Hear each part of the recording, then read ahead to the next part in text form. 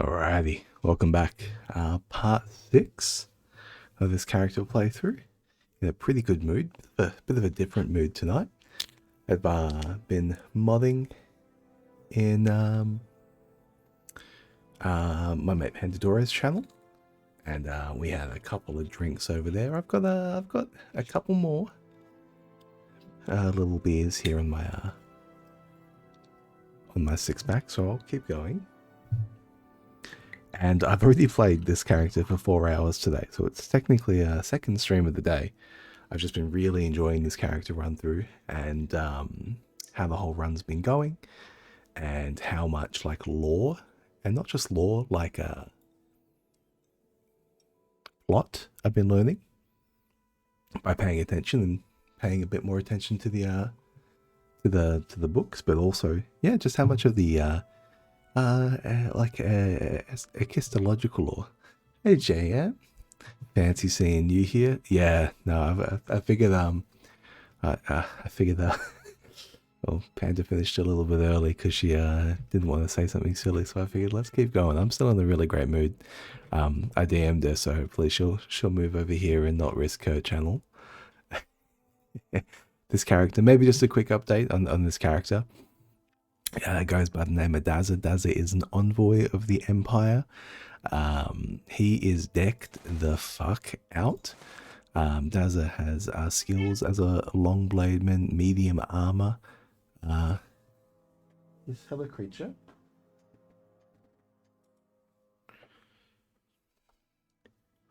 Yeah, just a few more for Gardic. Yeah, no, Gardic's great. One of the channels I really like, Drawfee, which is like I think they're related to Dropout TV. If you know of Sam Reich and Brennan, the D&D channel. They have like a bunch of game shows and some D&D streams and things like that. And one of the related shows is called Drawfee, and they have a couple of great episodes involving Gartic, and it looks really great fun. I really enjoyed like Pictionary of Lada Shavatul. I really enjoyed like a lot of those games, excellent party games, and Gartic and Scribble, and they all fit the bill really, really well. I mean, you never want to dig too deep into them. Maybe 3, 4, 5 rounds. Code names is also really good. I saw in the Discord, we can actually play code names in the Discord. It's a great like co-op game. 2v2 heads up. So you only need 4 for it. But yeah, Dazza is level 27. And for anyone that's played Morrowind before, level 27 is wrapping their heads in a strange way, because they're like, wait, you're this early in the quest line and you're level 27? What have you been doing? Level 27 has basically means I've already ascended past godhood. You can see I've got 110 strength. I've got all my stats are, almost level 50, except for agility. And actually, I'm probably still going to keep leveling because this agility is concerning to me. I've also got full ebony gear with Daedric Greaves. I also still have some ebony greaves around, I think, as well. And this stack of crap. Most recently in the quest line, Caius Casades did promote us to be a operator of the blades. Is that what it's called? An operative? Yes. Yeah, KS gave me some gold and a few things that might come in handy, and I can use his house while he's gone. I mean, I did not put down a large journal entry for what it was. Caius Casades has left. We're now no longer receiving orders from Caius Casades. Our fate is our own. And what we are going to do is we're going to follow through with the prophecies that we need to fulfill. So we have become a what do they call it? We've become a clan friend, I think it's called. Something like that. Yeah, we've become a clan friend of the Urshalaku clan here in the north on the Sea of Ghosts, and consequently we're no longer considered an outlander by the Urshalaku clan, or by the other clans. We are now considered, you know, to be like effectively like an Ashkin. So we're you know, closer to the closer to the source than a lot of people here. What we can do is go to Vivek. We've also cured ourselves of Corpus. So we fulfilled that prophecy. I didn't let the Corpus hang around for too much strength or agility. I think there were only like 2 ticks or something. And from here, we need to fulfill the rest of these prophecies. So some of the prophecies are known, some of them are not known. One of the ones that is not known is this one that's coming up. I'm going to cast Civil Intervention here. It's going to take us to the temple. And we are looking to meet up with... No, not the High Fane. Let's head downstairs. We are looking to meet up with Mayor's Milo. So, no, this is the Hall of Justice. I'm at the Hall of Wisdom. It's next door. Justiceness is next to wisdomliness. Here we go. So if I recall correctly, Mayor's Milo, she lives up here in the Library of Vivek. And we want to meet her. Now, we met her here last time. She does move, and she does have a house. There's the deed to Indren's house. This is where we spoke last time. Let's ask somebody around if she's in today. Velms. Let's ask about what's her name? Mara Milo. She works here in the library. If she's not here right now, you might find her in the private quarters. The door is across from the canon officers here in the Hall of Wisdom. All right, we'll just give away all of her information, why don't we? Yeah, but she does live in the building. Oh, that is a steep ramp. Library of Vivek. And whether you're the Library of Vivek as well. Well, let's head a bit deeper down. Maybe there's some quarters here at the back. And the Library of Vivek again is the whole... Okay, buddy. Is the whole bottom floor just to be underneath all underworks? And that brings us out to St. Olms. Well, let's head back into the library. Hall of Wisdom. I mean, they're not commuting from down there. Midar? What are you doing, Midar? Can I ask you about them? No, I can't. Let's head back into the library. I might be missing something. There might be some quarters in here. Okay, yeah, there are more rooms. Hall of Wisdom. And...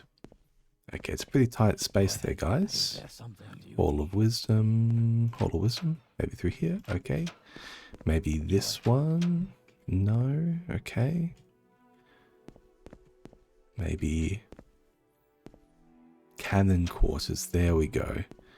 Beautiful. May I help? I am looking for someone in particular. I am looking for Mira Milo. She works in the library. She's not find her in the private quarters. The door is across from the cannon officers. Okay. Across from the cannon officers. What do you think? No. Okay, sorry, buddy. It's your mum. Hello. I wonder who that could be. Yes, Outlander. What do you want? Adru Ratharo. Oh, no weakness. Oi Panda, did you hear that there was a schism in the Anglican Church, like today? Or yesterday or something?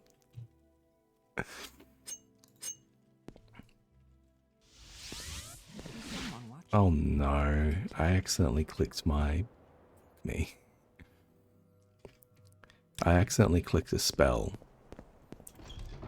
that I had equipped that teleported me out of what I was doing. It's your mum. It's me. It's your mum. You saw Big Andy is no longer Duke of York. Big Andy. Big Andy. Big Andy. That might be a bit too UK for me.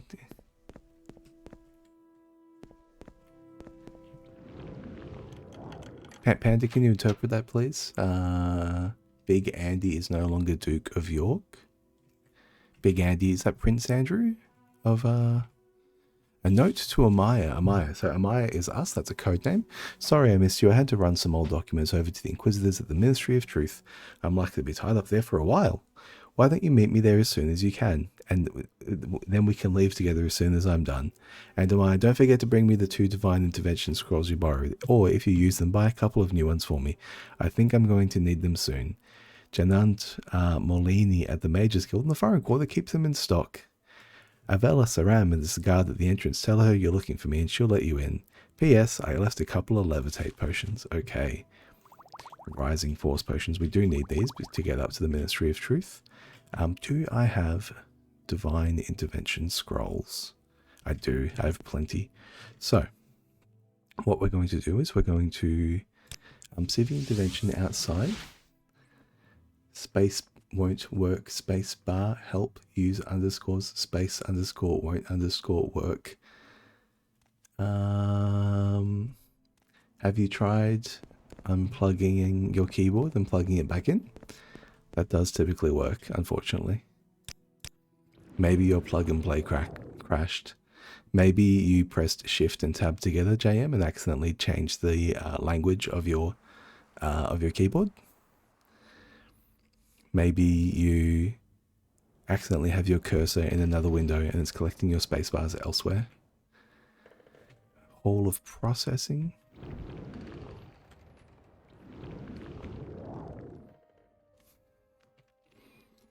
This game is pretty cool, hey?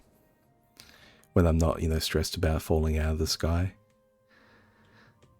Here we go. So this meteorite is actually suspended in time.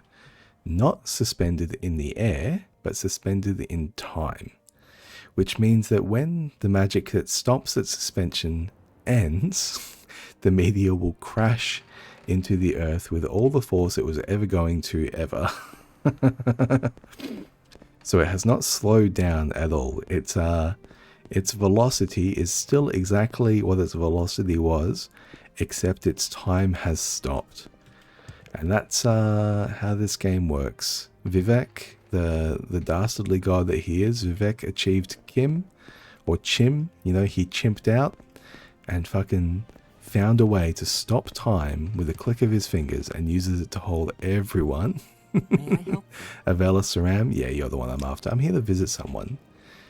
Yes, beautiful. So in this game, to achieve Kim or Chim is to ascend and know the Godhead. Essentially, the whole universe is... Oh, that's not what I'm looking for. This is weirdly clandestine. This isn't what I'm looking for. Yeah, this is not me either.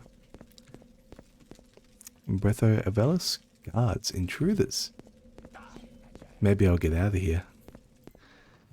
Maybe I should talk to her again. Sorry, no pilgrims allowed in Ministry. I'll have to ask you to leave. You're not here to visit anyone, are you? Remember what I said, don't shed ordinary blood. Don't betray our trust. Okay, I'm going to equip my ring of... What am I going to do here?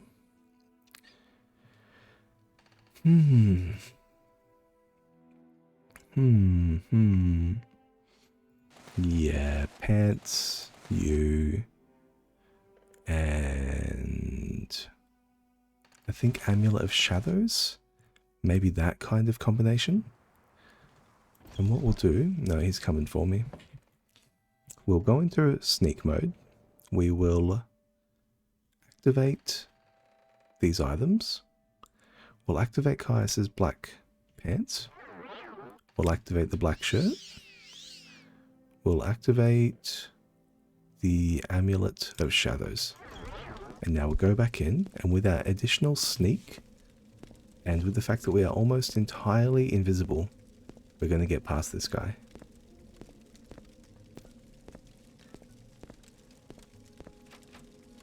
Oh, I have to use a spell here. I can use DC's open door.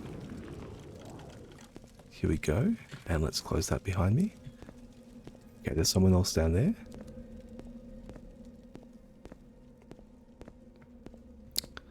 I am your mum. Now what are we looking for here? What are we looking for really? We're looking for Mayor's Milo. Is she going to be in here? No. We just went through. We just went through the Hall of Processing. Okay, I'm just going to be prepared to activate all of this again so I can keep moving. And that's why I'm using the third person so I can see if it wears off. Okay, it did wear off. So we're going to go for, what was it? Amulet of Shadows, black pants, black shirt. There we go. So there's the increased sneak and 100% chameleon altogether.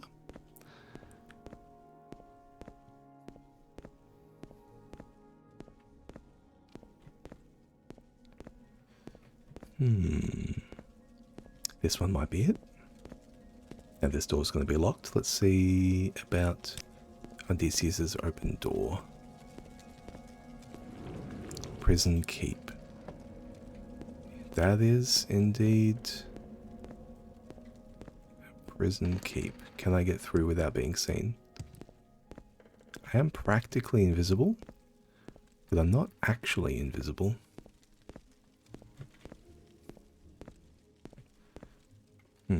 Let me refresh these before they fall off and I attract a lot of attention. Amulet of Shadows. Kaiser's black pants. Kaiser's black shirt. What else? I might use Kaiser's ring as well for increased luck. Yeah, let's use the ring for luck as well. And let's just make sure I'm wearing my real rings. Illusion.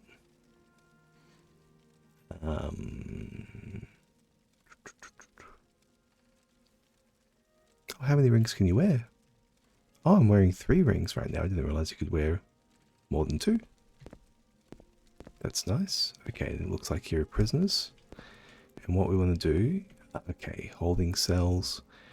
We want to unlock these. Open door. And is this Mayor Milo?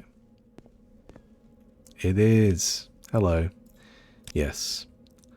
I need 1 divine intervention scroll for myself for my escape plan. Getting out will be a lot faster and safer for you if you have one.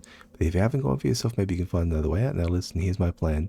Give me the scroll and I'll meet you with the secret dissident priests at the monastery at Holomayan. For safety, we'll travel separately. Holomayan. When you get out of here, look for a woman named Blata Heteria on the east docks of Ebonheart. Tell her I sent you and that you want to go fishing, and she'll bring you to Holomayan by boat. I'll meet you there, and we'll get lost prophecies from Gilvas Barello, the leader of the dissonant priests, and magic conceals the Holomayan entrance. Speak to Vivrana Arion, a monk at the dock of Holomayan. Okay. Alrighty. Well, let's get to Ebonheart. Let's get out of here. I'm going to use... Are you going to go? I'll meet you at Holomayan. Okay, sure. Well, let's use our scroll of divine intervention. That will take us to Ebonheart.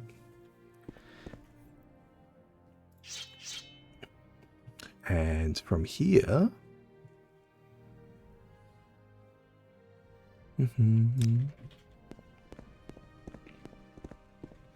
Now, I did accidentally find my way around here earlier, and it is a bit of a mess.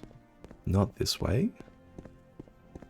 This so Ebonheart is like a keep, and it's actually defended. It's a nightmare to get through. It's a complete and utter mess, and it's a maze as well. I think through here. No? See what I mean? Ullius Troubadour. What can I do for you? East End? Oh. Can you barter? Scrolls? Can you train? Speechcraft. Okay. That's fine. Let's... go out this door, maybe? That's the door I came in through. Look, I'm just gonna levitate. I'm not gonna be trapped in here. Let's just levitate. when in doubt, just fly. It is our privilege as an alterationist.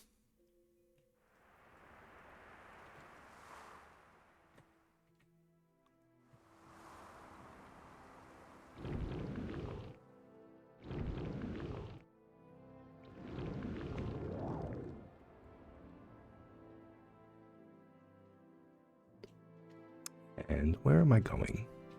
Over here. So we can put ourselves down over here. This should be far enough. We might make it a little bit further.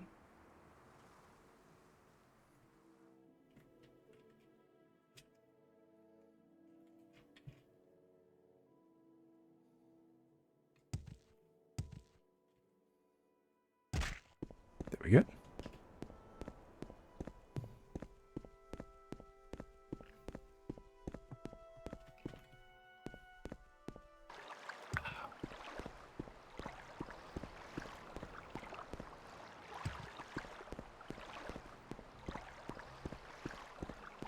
And the lady we're looking for is over here.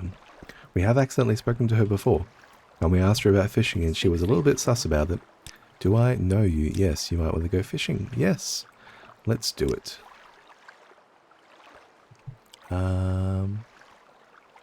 Yes, let's travel to Azur's Coast region. Here we go, and we are... Oh, it's not actually that far away. We've already been around Telfir and everything before. I am Vevrana Aryan, monk of Holomaya. The Super Cow Express? Yeah. Yeah, no, they get there quickly. Take the stone path north to the docks and the path uphill. The entrance is hidden by magical shields. Wait or rest at the head of the path and the portal will open at dusk and dawn only. The magical twilight hours sacred to Azura. Can I arrange for you to return to Vivek? No, not yet. Thank you. Alrighty. So this portion of the quest is maybe a little bit hand-holdy just to get us from A to B. It is a bit of a complicated affair.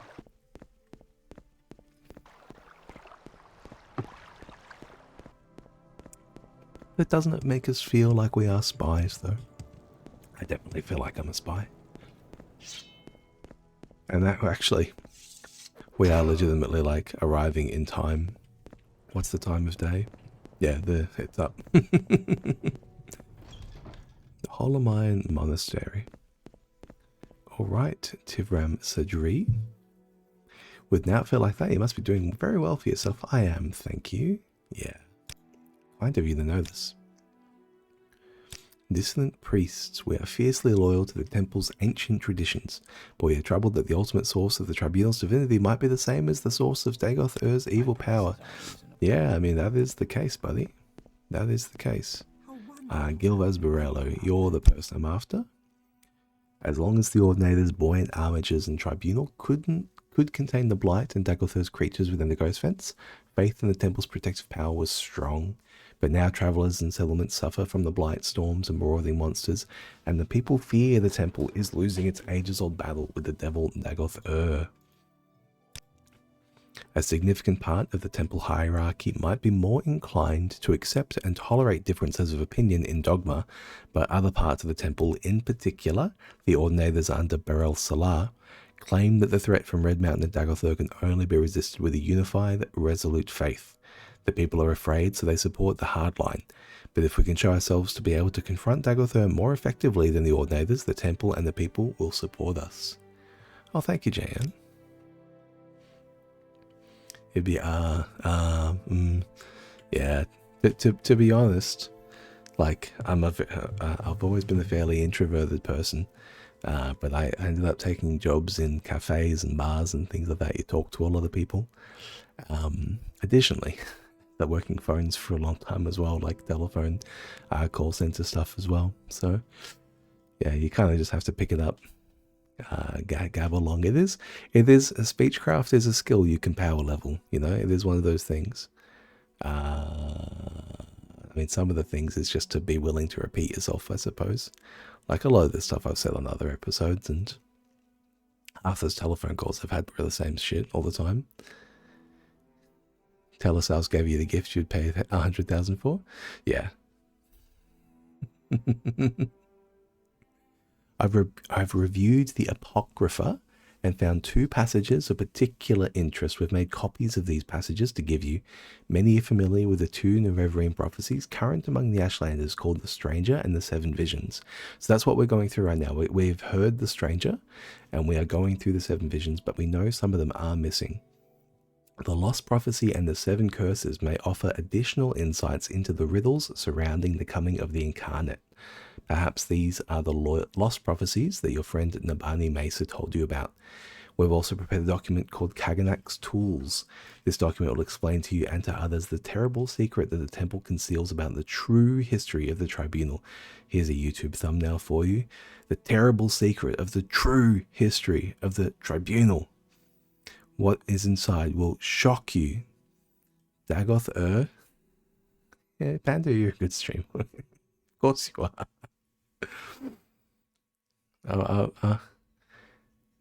Where is your space bar? Should we play Scribble? You want to keep playing Scribble?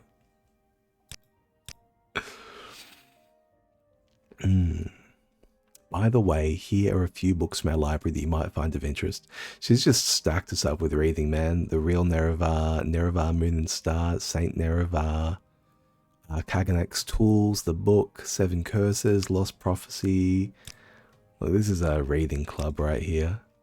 The Lost Prophecy, from 7th sign to 11th generation, neither hound nor gua nor seed nor harrow, but dragon-born and fast unmarked, Outlander incarnate beneath Red Mountain.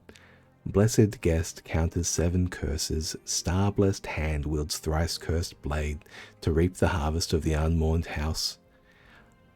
Yeah, not quite the pentameter I'm used to, but I've annotated your copy of The Lost Prophecy with our best efforts at interpretation. Sounds like biased trite, I say education. But the rough summary might be, an outlander foreign-born, but welcomed as a guest, confronts 7 curses beneath Red Mountain. His hand, blessed by Azura, uses a cursed blade to bring the justice to House Dagoth, or House Dwemer, or both. The Nerevarine and Outlander, that wouldn't please many Ashlanders and may explain how the prophecy got lost. What about me? Yeah, Panda, well, I don't think... it's a shame they're only starting the stream. The stream, what are they calling it?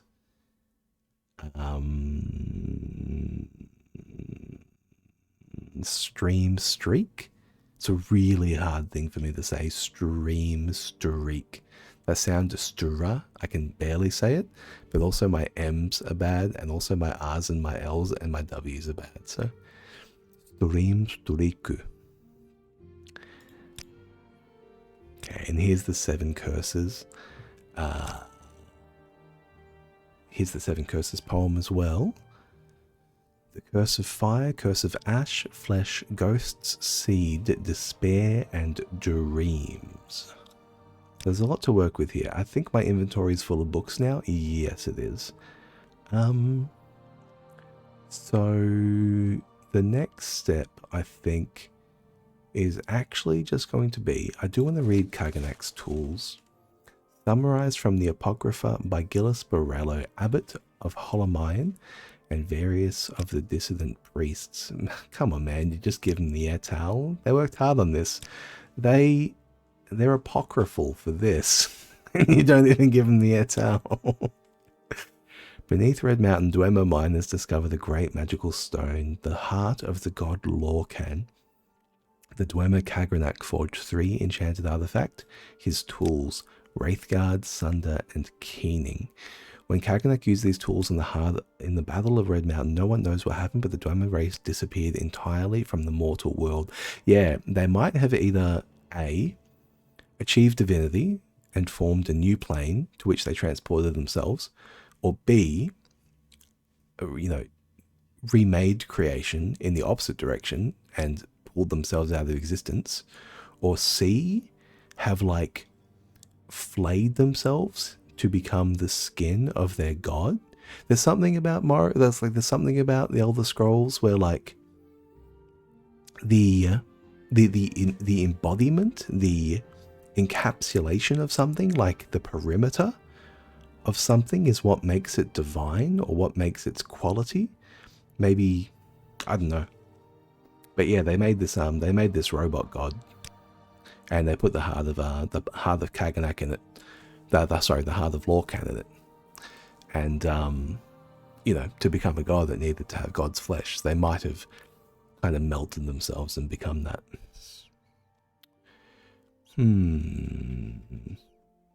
Kaganak's tools a curse. Stealing power from the heart of a god is a terrible folly. Even if they could, would we be wise to worship gods such as these? Yes, they are mortals with some juice at the end of the day, is what's going on there.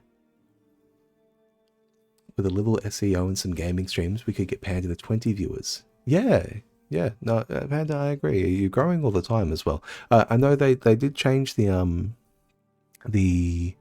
viewer count, thing recently as well. So bear in mind, like, because when I'm modding in there, I'm kind of checking over, like, you know, who's around and what kind of numbers we have, and it's always very, very, very solid. Like, there's a lot of people hanging out. They're just there to lurk and you know, have you in the background and enjoy. I think maybe like less than 5% on all the streams are ever going to chat. It's just how it be. Streaming as a medium is yeah, 15 to 20 chatters I think would be a really good goal. And look, you don't want 15 to 20 chatters going at once either, because that just goes too fast.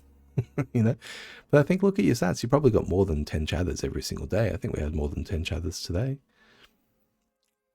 I am going to go to the Ursulaku clan and speak to Zensubani. I accidentally cast Civvy Intervention when I mean to cast Recall. But yeah, I agree though. I think changing tags, I think the tags you've got are probably good. You can check on the Twitch analytics the amount of click-through and impressions from each tag. So you want to have a mix of some tags where you have high impressions and low click-through, and where you have high impressions and high click-through. I mean, you want high impressions and high click-through everywhere, of course, but, you know, if the tag has low impressions and low click-through. The politics tag, maybe just, honestly, I think Twitch just has really bad discoverability in general. I think that Twitch is just really, Twitch's model doesn't really benefit from having discoverability on the platform, right? Because they have the raid functionality, and the whole goal of a streamer, like, having a good viewership is to raid somebody and then keep that viewership pass the viewer from one from one stream to the next. And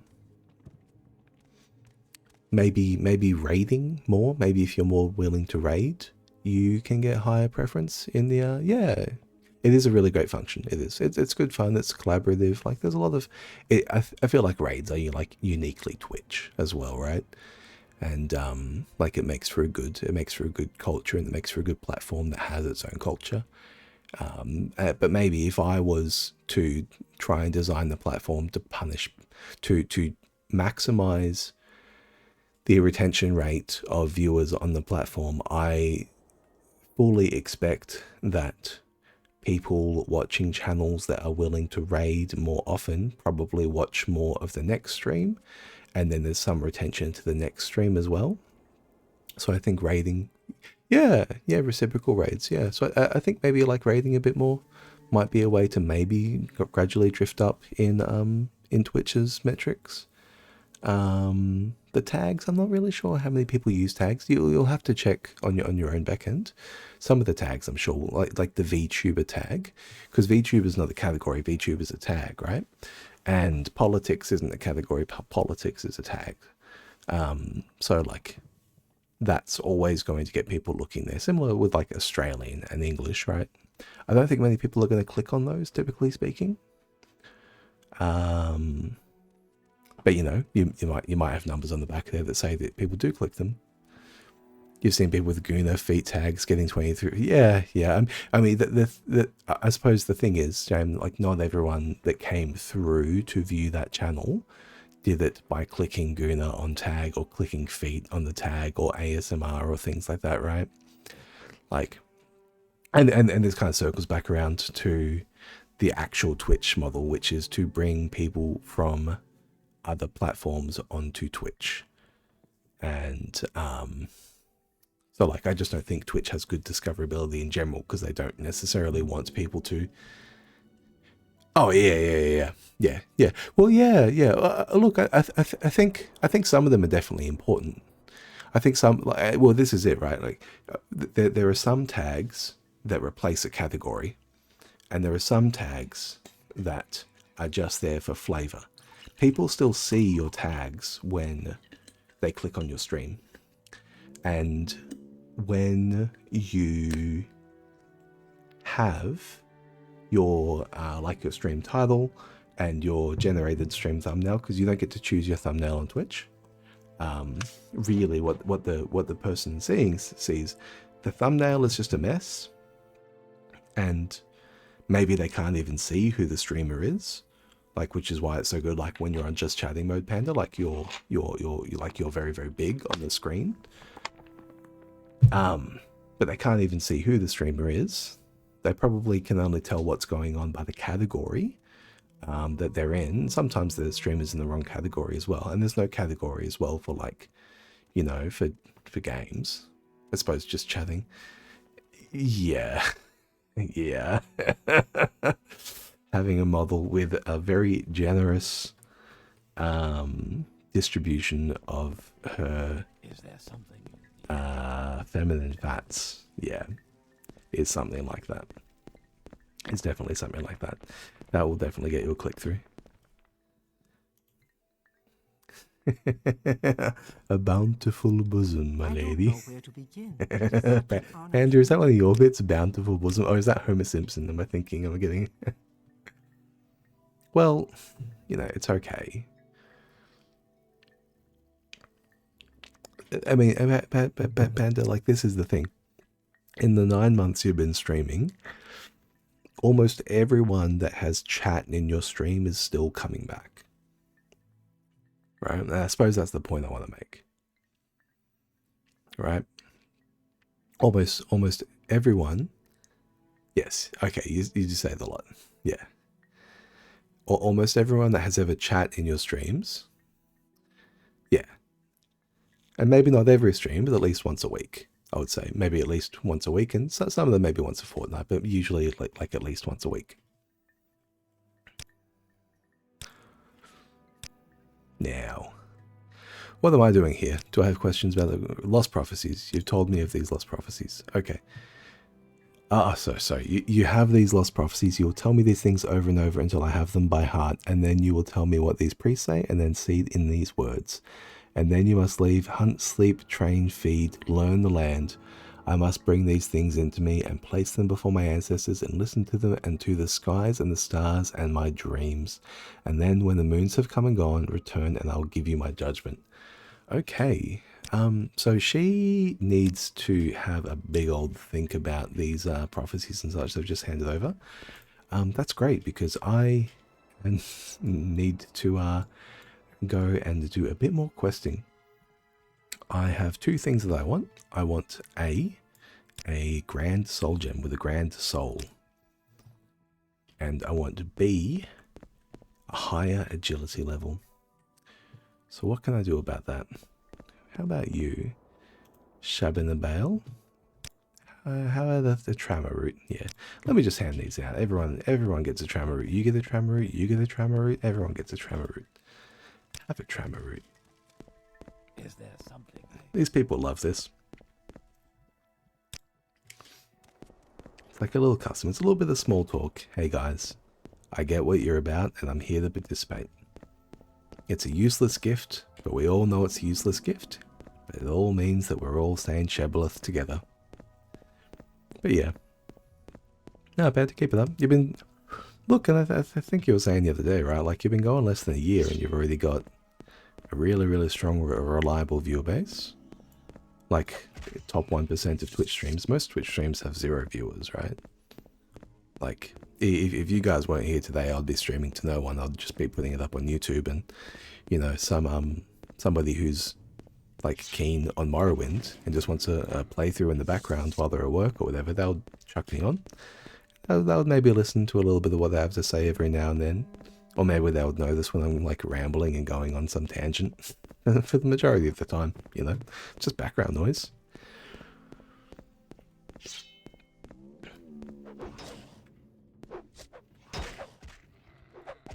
But you've got like 500 subscribers already, and not with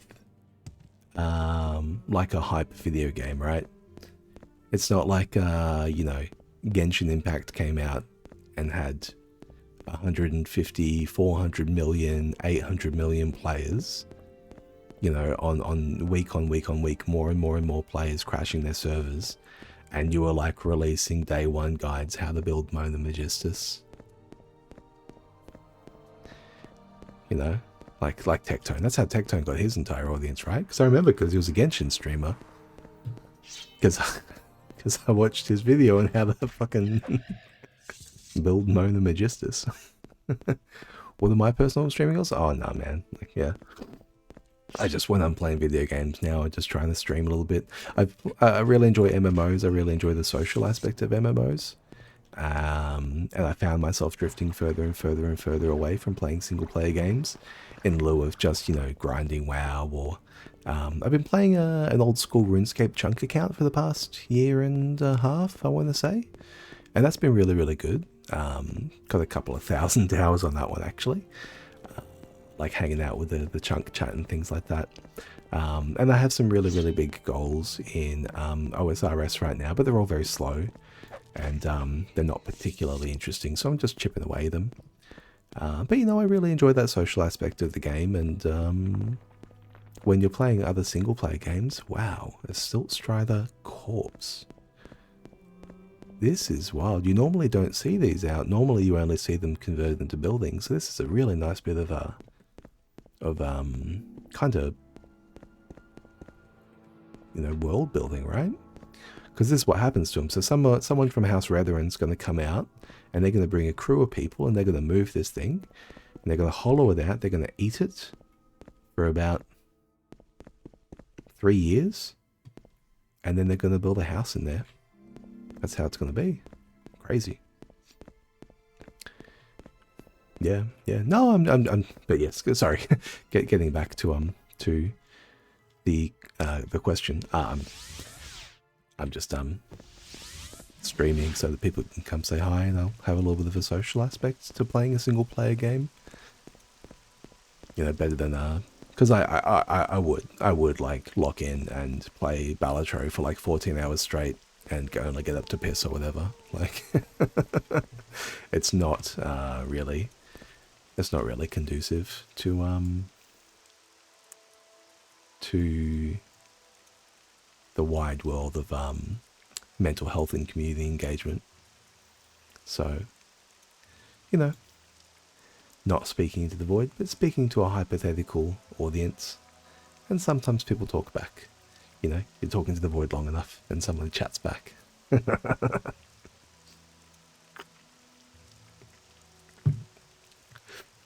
Well, also I've been playing a lot of games while I've been like in Panda streams. Normally when you're streaming Panda, I'm playing RuneScape, so I think I mentioned it a couple of times. Alderun. Now I do need to go speak to Sabani at some point, but in the interim we have a lot of places we can go and explore. She just wants us to go wander about, and I think this coal mine has been on my map for quite a while, and I want to have a look at it because I have no idea what it's about. A coal cave coal entrance. Can I get up? No, I'll have to use levitation. That's a pain. I have to cast. Oh, you're flicking me. Look at this. Okay. Okay. You would love to stream? Yeah. Yeah, I mean, I'm fairly sure there's a very, very wide array in what counts as streaming, right? Like, I just clicked OBS to game capture and turned on my appropriate mic filters to make it work. Panda's operation, obviously, she's got a bit more going on with the VTuber model. I've toyed around with the VTuber model as well. My profile picture on the Twitch is just a VTuber model that looks like me. And that was alright. That was an afternoon in Vroid's studio. I think Scarnon uses Vroid's studio as well. I see him on Vroid's studio on the Discord every now and then. That's good. They're just like a character creator. And it rigs it all for you.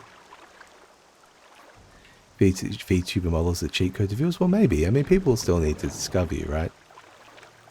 And there's nothing worse than people clicking on and saying, oh, that was a waste of my time, I'm never coming back. Who's that idiot, right? Like, and yeah.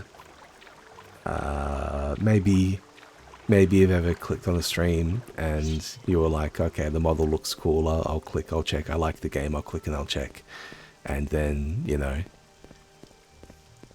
there's a reason XQC is popular, right? Because his streams are never boring. Now, he's incoherent. It doesn't make much sense. But no one clicks his stream and thinks, what's going on? What's happening? There's nothing happening. People click his stream and they're like, what's going on? What's happening? What the fuck is he doing? Right? It's like, there's a weird kind of circusry to it. And I think a lot of the VTubers are kind of catching up with that kind of mentality as well. Insofar as, you know, the actual decision making that goes into creating weirdness purposefully, right? Like I saw Iron Mouse doing one where her model was like a plushie of herself, and the plushie was moving, and like it had like a moving stitching head, moving stitching mouth and things like that. But with a lot of the, yes, Panda, you're very, very good.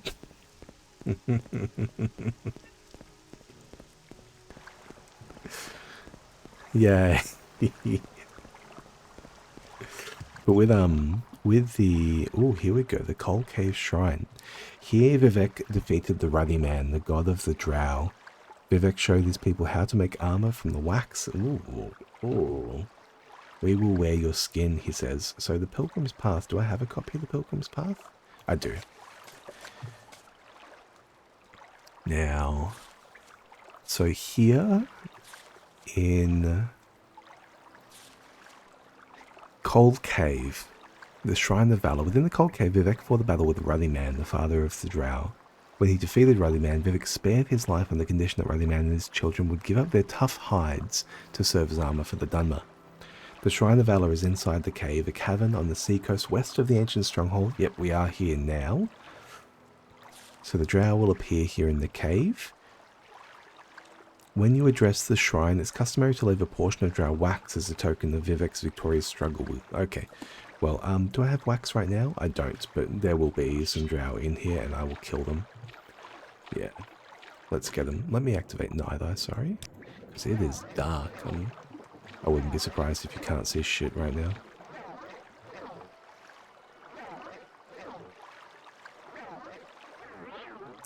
But yeah, I think a lot of the viewership in a lot of the VTuber streams, like obviously not trying to accuse anyone particular, but I think a lot of them are like corporate viewer botting, unfortunately. You know, like especially on like debut and you know, new outfit and you know, new rig show off streams or whatever. Like, it's not that exciting, you know. It's just a way to make the streamer the content. And just chatting is always like that, right? Like, React streamers, they are the content, it's the same stuff. So we picked up some drow wax there. Now, I must remember I've got water breathing here as well. So let's activate water breathing. Just so I don't drown. Yeah, there we go. And we'll try and keep Night Eye active. So we can see where we're going. Here's a drow. Yeah, sorry buddy, you are cooked. A block level, perfect. That's what I've been after. A block level and a point of agility, perfect. Let's go. Is this where we are? Not yet. What's this map look like? So this is not the cave we're after.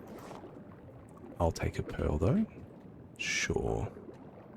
Let's keep water breathing up.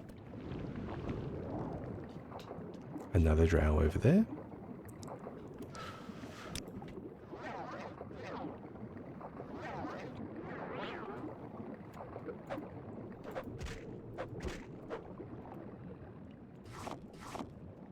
Yeah. Yeah. Like, unfortunately, I just can't really see any way that a lot of these, like, you know, kinds of streams are not, unfortunately, botted for a variety of good reasons. In relation to, you know, doing well for the company and the company's relationship with advertisers, and you know, for maintaining the morale of like of the talent, and proving to the talent that, you know, their relationship with the agency is worthwhile to them and things like that.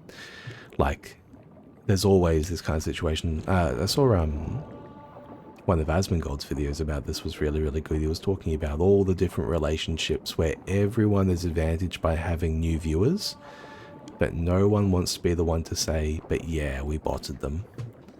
You know, no one... I didn't take a turn off there. I think I did. Let me read.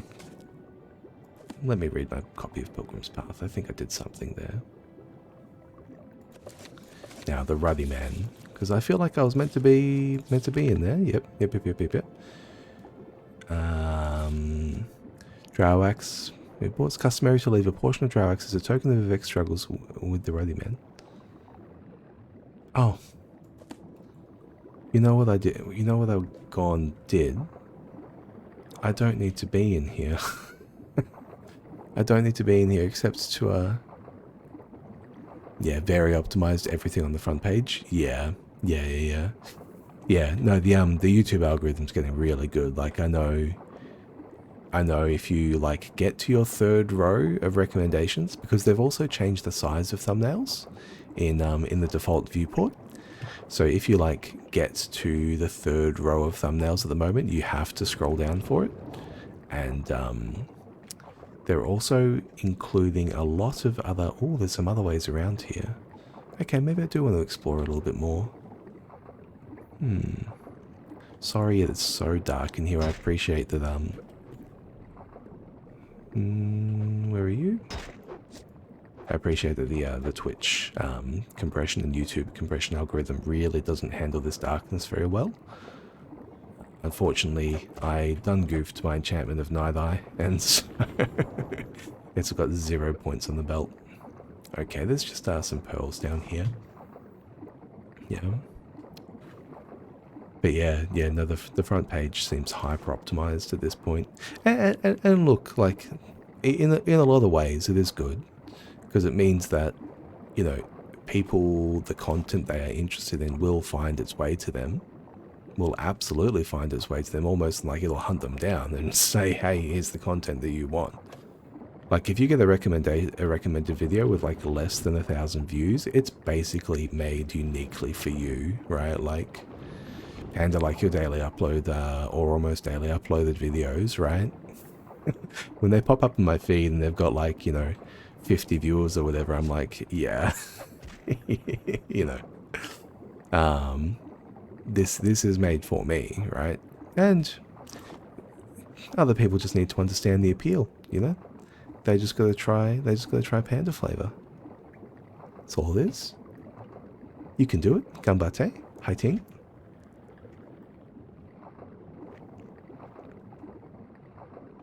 These like Reddit segments do really well though. I reckon get a couple of streams with them done, and that way you can edit some back to back and maybe do like one of those release every day or every second day. And you can add like a Reddit reviews playlist as well. There's a channel, what's it called? The Click. There's a channel called The Click, and it's like this Swedish guy that's not PewDiePie, I know. And like the whole channel is just living and breathing that kind of era of Lawai, PewDiePie Lawai, and like meme review.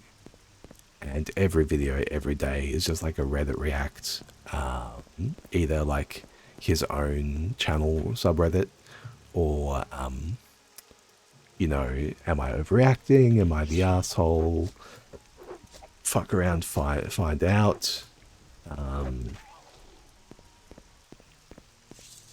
Oh no, consequences. Bridezilla. America centric. All of them, you know.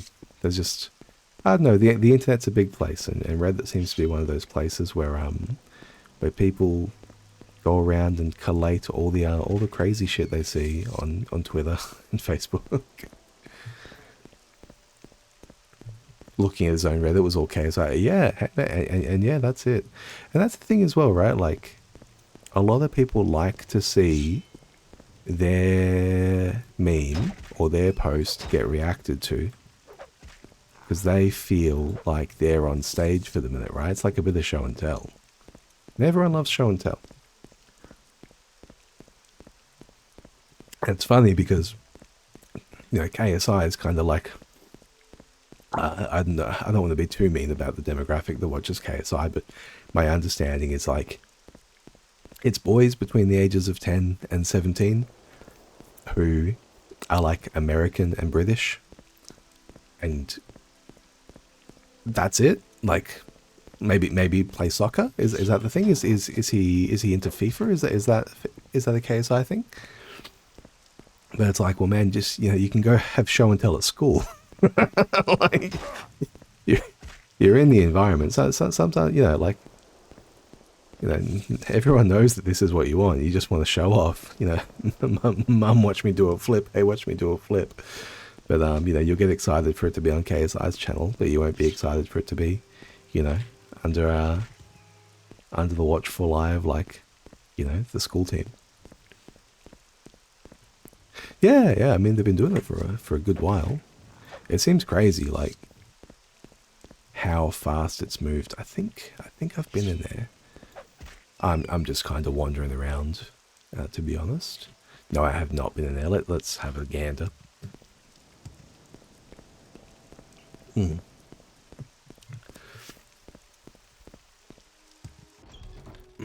I feel like a lot of internet content took a really bad turn in 2016, 2015.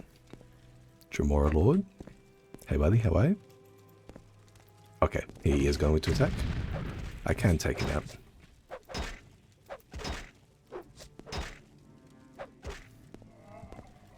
And I can heal myself as well.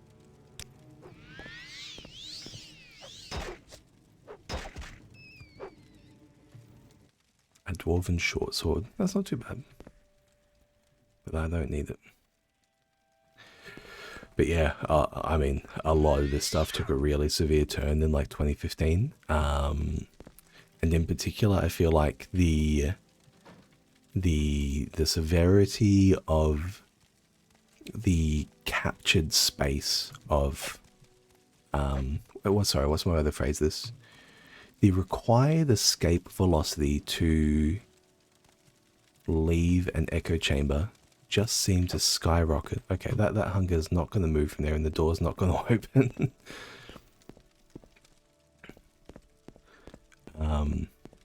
The door, so there's a mob behind this door, and the door swings into the mob, and the door can't open because the mob is there. Okay, buddy. Okay, I'm just leaving. Yeah. Yeah, sorry, I keep escaping the point.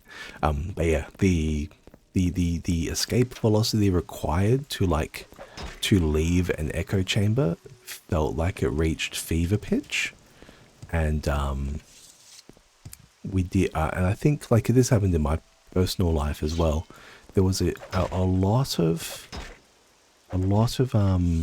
like fracturing, a lot of fracturing of friend groups, and there was a bit of a shift about, you know, what was political and what wasn't. And I think since, yeah, and of course, you know, everyone blames the culture war and this, that, the other, and it's so done to death. But it really did. Like, the reason it's done to death is because it's so fucking annoying, because it permeates everything. They really did find a way to politicize fucking kids' movies and politicize, you know, a toy at the shops, and to politicize all this extra shit. Just make crazy people crazier, because now they're seeing, you know, you used to have to be like severely, like, you used to have to be on like mushrooms, right? You used to have to be on mushrooms to see patterns in like the patterns in the sky that were like aligned with your political belief. So, you know, like if you went to the shops and you were like looking at the shopping rack, like, and you saw a box of cereal, and the cereal had a mascot on it, and the mascot was slightly like too colorful, like, you had to be a person that was insane and on mushrooms to like politicize that. And you say, oh yeah, the CIA put like colors in the food, and they're turning people gay and all this kind of stuff. But then like the culture war happened, and that hit Twitter and like Facebook probably 100,000 times every single day, and like, you know, 0.001% of them went viral. And now we have like the Maha movement out there telling the people that paracetamol causes autism. Now you can find good data that like children diagnosed with autism reliably are correlated with their mother taking paracetamol at some point in time during the pregnancy. And you know why? Because people with autism have a higher reported predisposition towards feeling pain, and paracetamol is the only painkiller that's effective and safe for women who are pregnant. And autism is highly genetic, like more than 50% genetic. And you know, I just laid out 3 dot points for you, and you know, if you take those 3 dot points in a row, it explains that the correlation between autism and paracetamol is not that paracetamol causes autism, but actually that autism causes paracetamol intake in pregnant women. So you know, you know, science is kind of at the end of its legs, because people have no notion of what knowledge matters anymore, because everything is political. And when everything is political, they can take every single little idea, you know, the color of their fucking jocks, you know, whether or not they wiped their ass from the left to the right, whether they're a folder or a scruncher. You know, they can politicize that, and now it's on your team. And you know, you don't need to think when you're batting for your team. You don't need to be reasonable when you're batting for your team. No one can criticize you for, you know, for barracking for your team, for rooting for your team, as they might say. So, you know, to them it seems perfectly reasonable that they would be ridiculous parodies of stupid humans, you know, calling for their sports team as though they were betting on the footy. And then just like sports betting gets introduced to everything, well then they put money on the politics as well.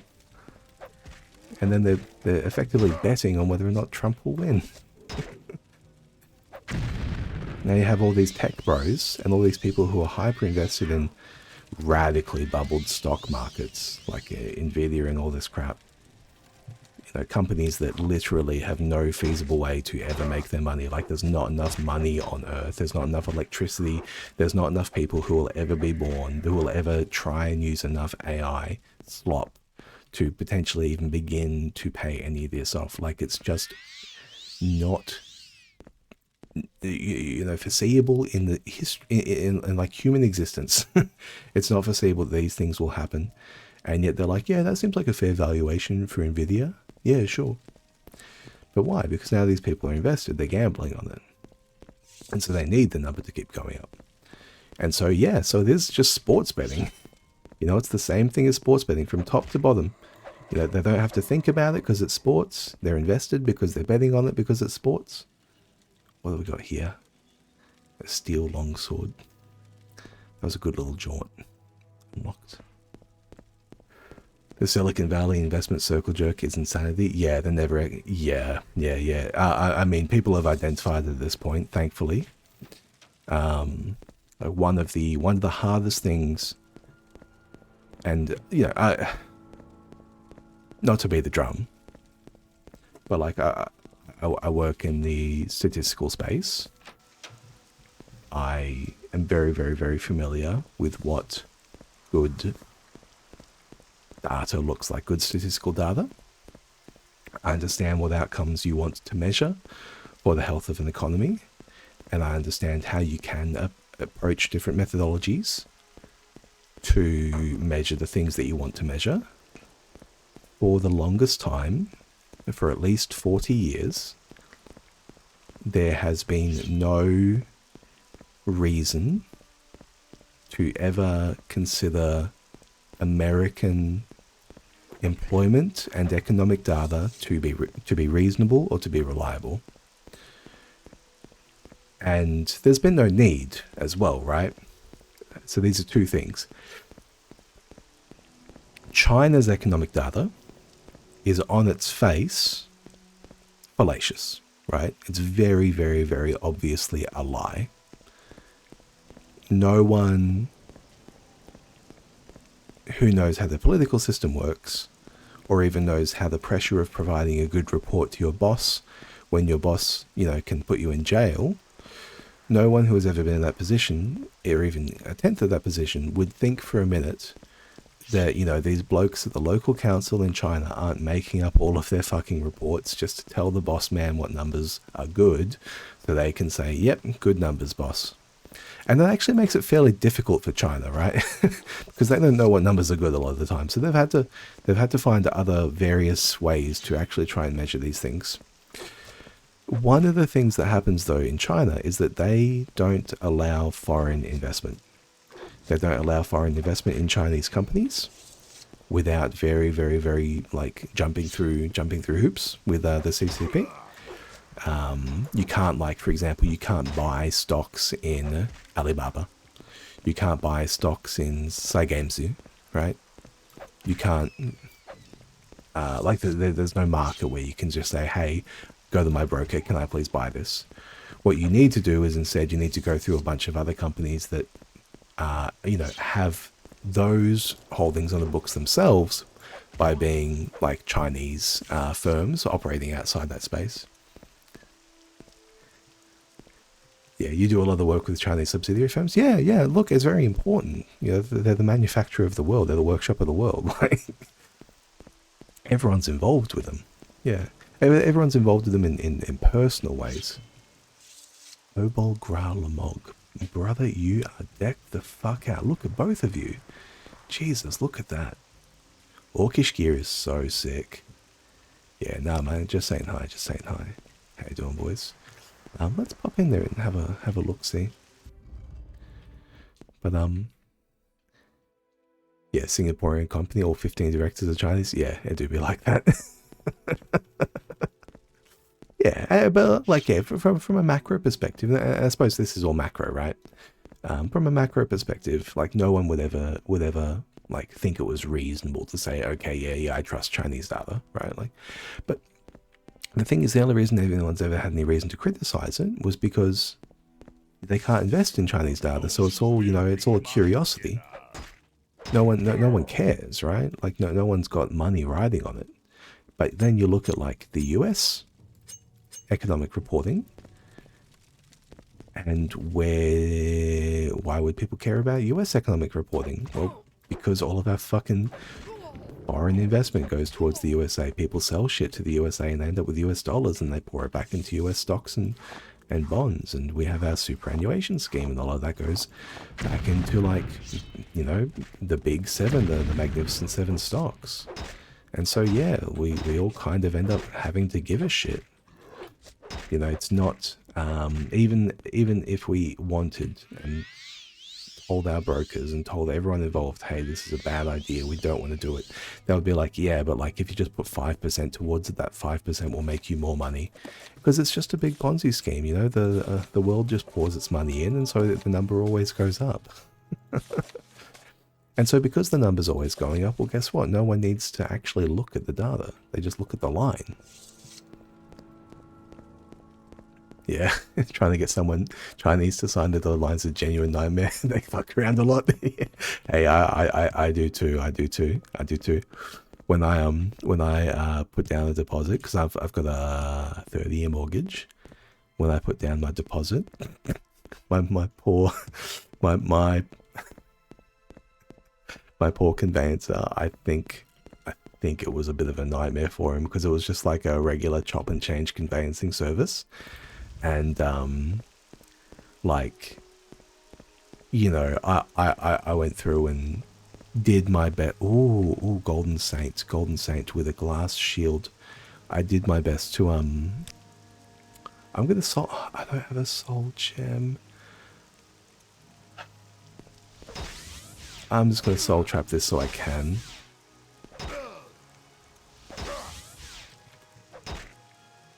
Is that an ebony spear? Is that the one? Yeah, that looks like an ebony spear. But yeah, like any clause in the home buyer's contract that wasn't like according to the standard, I double checked with them, and you know, it went back and forth a bunch. And then the place I ended up putting a deposit on, it was up for auction, and then it got passed in. Yeah, ebony spear, insane. Glass shield, look at that.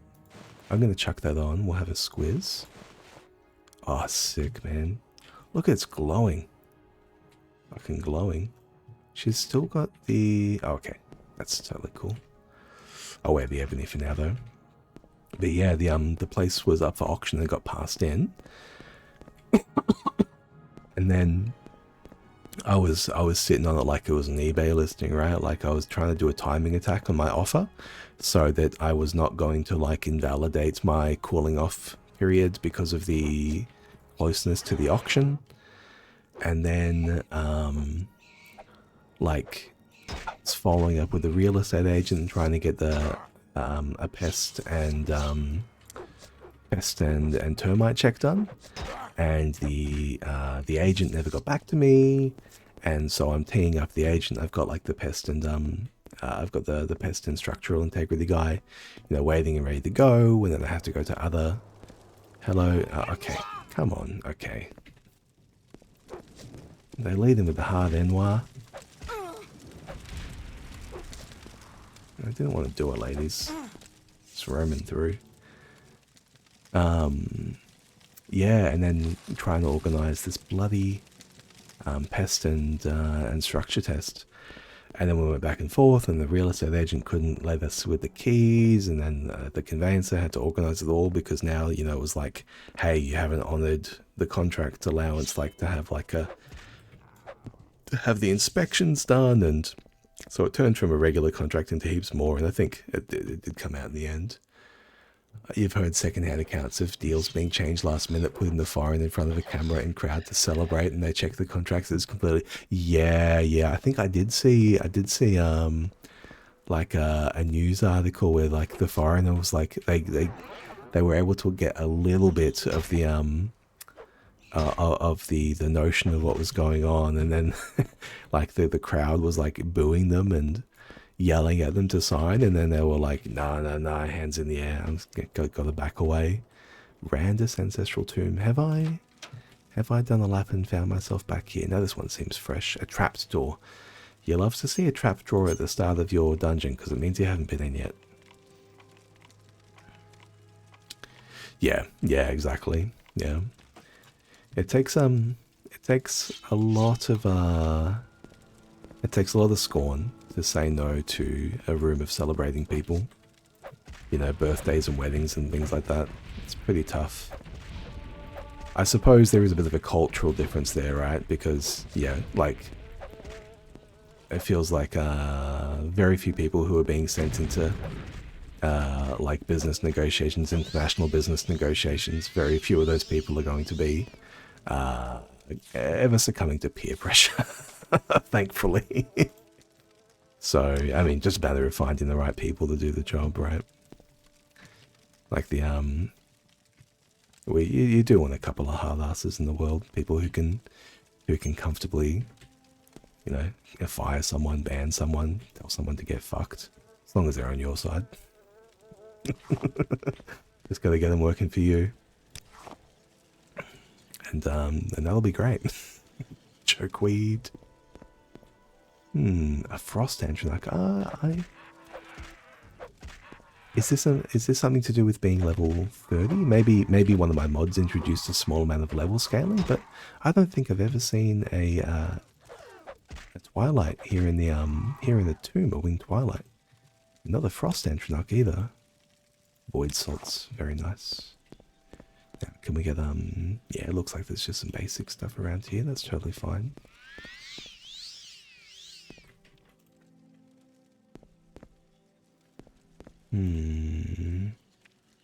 Feather. I'll take an extravagant ring. These are enchantables. Dangerous skin, drow wax. Okay, some stuff to take to an apothecary, which is pretty good. Pretty good. I might turn around and head back to Zanzibani, because I think, yeah, we've done a good amount of running around and exploring. Let's just rest up a little bit longer. And we'll make an early start here, and I'm going to cast Recall and end up back at the Ashalaku clan, and hopefully she's ready. Let's just check in. Check and see how she's doing with it. Just a follow-up email, you know. Hey, what's her name? Hey, Nabani Mesa, hope you had a great weekend. Yeah, we're just wondering if your judgment's ready. If you could meet up with us a little bit later today, or maybe tomorrow if that's good for you too. The ancestors and sorry to trigger everyone on the weekend. The ancestors and stars have given me clear signs. The lost prophecies leave no doubt, zero doubt. The incarnate shall be an outlander. You, blessed by Azura, must lift the 7 curses of Dagoth. Prophecy has shown the 7 steps of Nereverine's path, and I have been chosen as your guide for each step of the path. I will read the signs and show you the way. It's time for you to walk the walk and talk the talk. The 7 visions and the 7 trials. Okay, yeah, we've passed the first trial.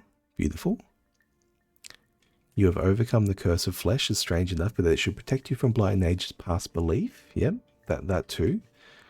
Third trial. The legend, there is a shrine to Azura called the Cavern of the Incarnate. There are secrets I may not tell you about this cavern. Do not ask. Okay. Go to Sulmatul, the guardian of our cult, and he shall tell you of the third trial. Okay. Okay, she's CCing in Sulmatul. Let's find out. Under sun and sky, Outlander, we greet you warmly. Ashkan's yurt. Sulmatul. Third trial. Yeah, brother, lay it on me. I shall keep my own counsel and set before you my own test. I do not dispute with the wise woman, but their ways are not the ways of the warrior. You must have strength, courage, and cunning. This is what the test will be about. You will have from me the secret of the third trial. The cavern's dark where Azura's eyes see you. First, bring me 3 tokens from the dark Kogurun. The first token is a corpus weepings from a corpus beast. I have seen some of those around. I have not picked them up. The second token is a cup with the mark of House Dagoth. Okay. I myself have seen such cups there, and will know you have seen with your own eyes what I have seen with mine. Okay, great. The third token is a shadow shield, which lies in the tomb of Dagoth Morin in the lava tunnels deep beneath ruined Kogurun. Bring these to me. Okay, so we're going to go to Kogurun. We're going to go on a dungeon dive. Totally down. Shadow shield, corpus weepings, cup of House Dagoth. Beautiful. This is like collecting souvenirs from a frat. Did I forgot to ask where Kogarun was. Let's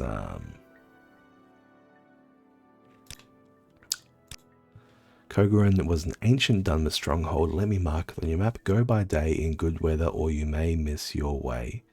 Follow the coast east from Ursulaku Camp to the ruined Dunmer stronghold of Valenvarion, then turn southeast.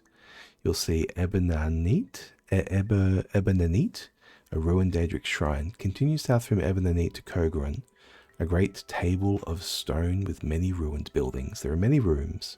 The passages are old and deep, and beneath are caves with pools of fire.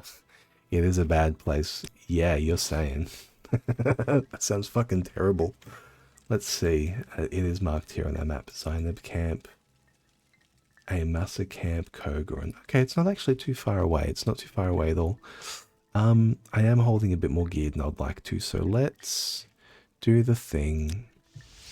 Civvy intervention, and then catch the bus to Balmora. Wealth beyond measure,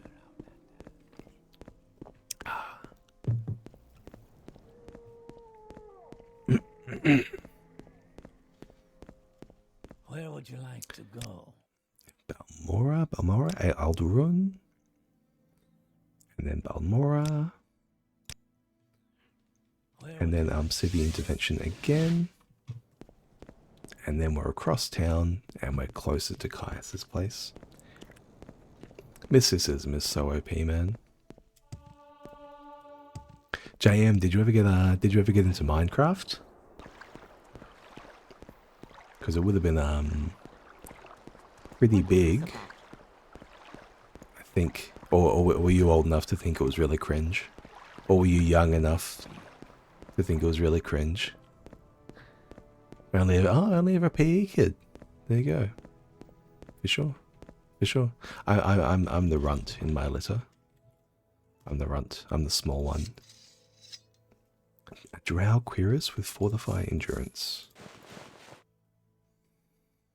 Can drop these pants. Can drop that one too.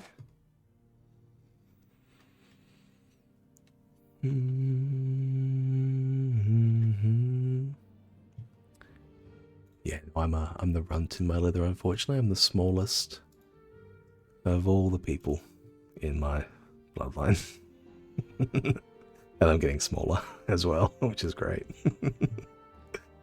410. I feel like I'm carrying too much shit. I'm going to sell some of these. Now, last time we spoke to Alkyria, and she yelled at us for having Corpus. What was your... Nah. No, I think it's the... Panda had this problem as well. Panda, are you still here? Panda had this problem as well. For like the first 3 months. I was banning someone like every 5 minutes. 10 minutes tops. Like, yeah, it didn't stop. And like, people coming in and, you know, oh, hi, how are you? Oh, I love this, I love that. Oh, actually, why don't you have this? Do you know, I'm an artist and I'll make something for you. Add me on Discord, add me on WhatsApp, blah, blah, blah. Yeah, and, you know, it looks like it's close enough to a real interaction, but, you know, it's like when you're at work, like, you know, you're making coffee and someone's trying to like sell you to come to their church service, or like sell you to buy something, like buy a banner for your cafe, and you're like, man, I'm just making coffee. You're talking to the wrong guy. Like, if you really wanted to sell your digital assets to a VTuber, you would approach like Gunrunner. Like, what am I here for? I'm here to drop everything off, and I sold some shit, and now I'm going to go back to wherever we need to go. Recall. Let's go. You're big into spam when you're a team, like the spiced ham? It is pretty good. It is pretty good. I know spam's doing a little bit of revival because people are enjoying like Hawaiian and like American expat culture, I guess. American expat culture is what it's about. Oh, here's a Kagudi. You're done. You're done, brother. Oh, the internet kind. You're a huge fan of spam. Yeah. Look, I'm not against internet spam either. I've hung out on forums like my whole life, and have definitely made way too many posts.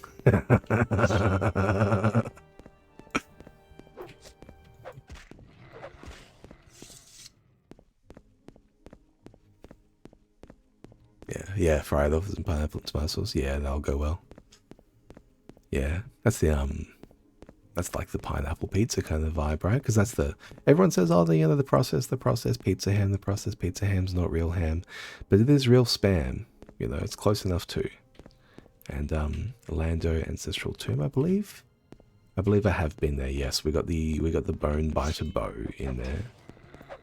Jesus, that was a big hit. Adric. Longsword is hectic. Damage on this baby? Pops out at 44.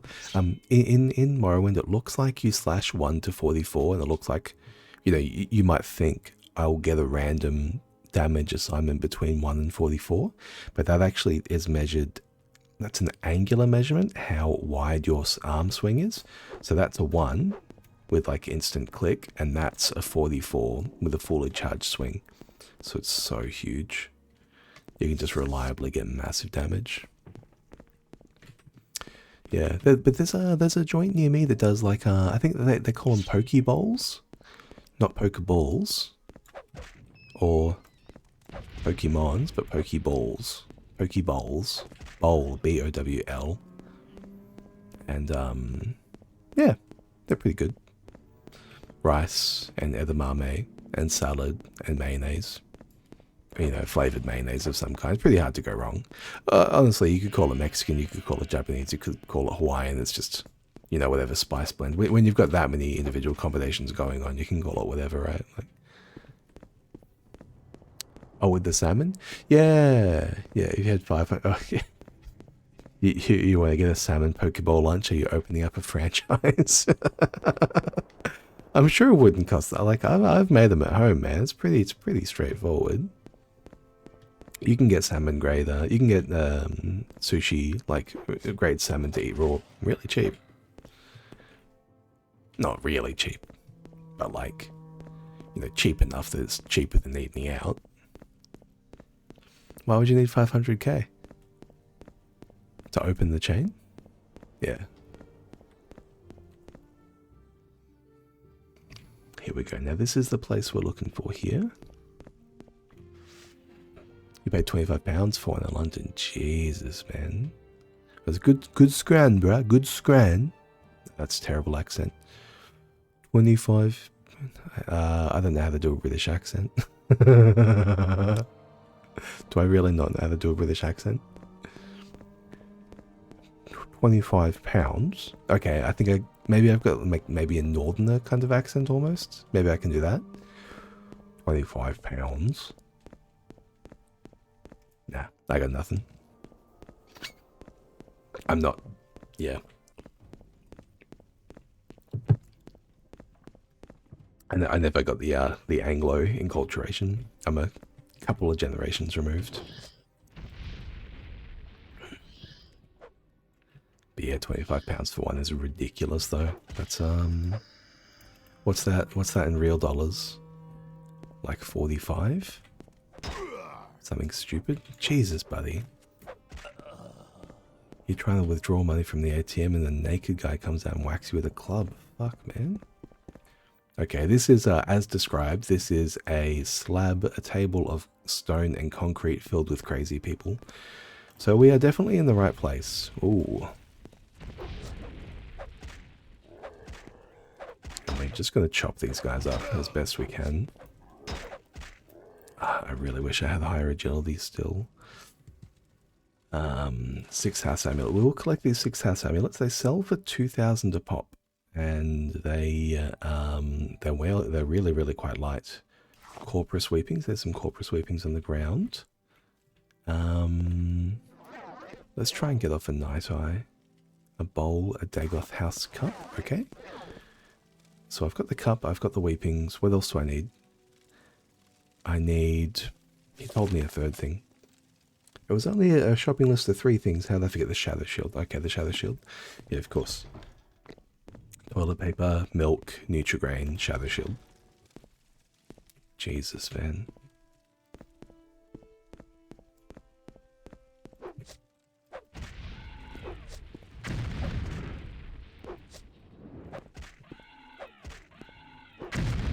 Carpet. Feels bad. Feels like I'm hitting an elephant over the side of the head. He's lighting me up. Okay, I gotta heal. My heal is way too weak as well. This is 20 to 40 points of restoration, and my health pool is 225. So it's still way too small. I need a much bigger heal because I'm taking a lot of damage.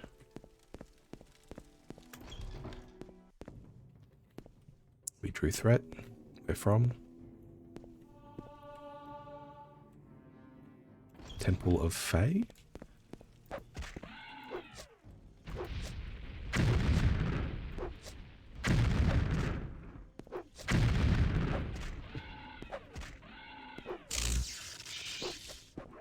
So the reason I'm dodging in and out here is because a lot of these guys have on-touch spells.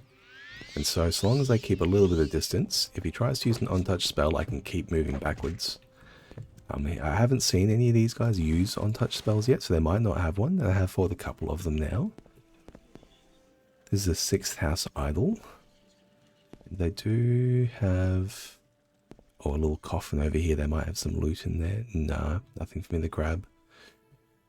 What are you? 6th house hammer. 70... It's good money. 5,000 value. But it weighs 75 pounds. And I can only carry 555. Give me 555.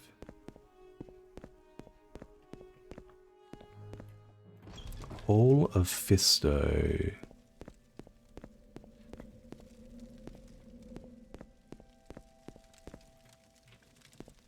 Great 3rd date destinations.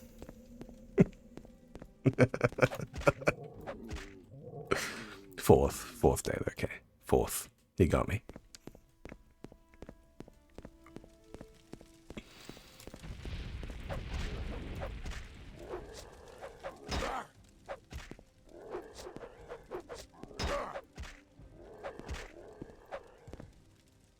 So I think what they're doing there when they're kind of exploding is using the 6th house amulet. Drain personality 20 points for 5 seconds on self. So they're just wiping their personality down to 0. It doesn't stand to gain any combat bonus, I don't think. Yeah. Crazy ramblings. Love to see it. What else we got? These things. This thing was in the, I think it was a chamber where it asked us for an index. Is that what it was asking for? Something like that. I didn't really understand it. But that does seem to be what these places are about. Some kind of magic to do with those pillars. Jesus, dude, stop lighting me up like that. Okay. Long blade up to 99. We're almost there. Almost there. We're heading down. Hall of Maki. Maki Hawaiian fish for eating in a poke bowl. Do you reckon these guys are franchisees? Probably not.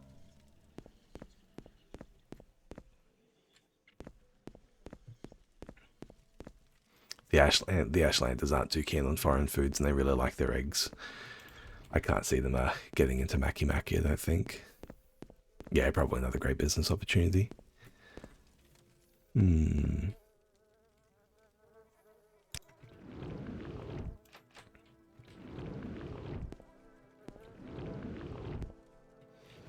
Failed 3. Okay, beautiful. Jesus, man, how did you die with this on? Come on, brother. Yeah, constant effect, 20% blind on self, train heavy armor, train medium armor, train light armor, train unarmored. So you will lose 20 points of every armor class for the fire attack.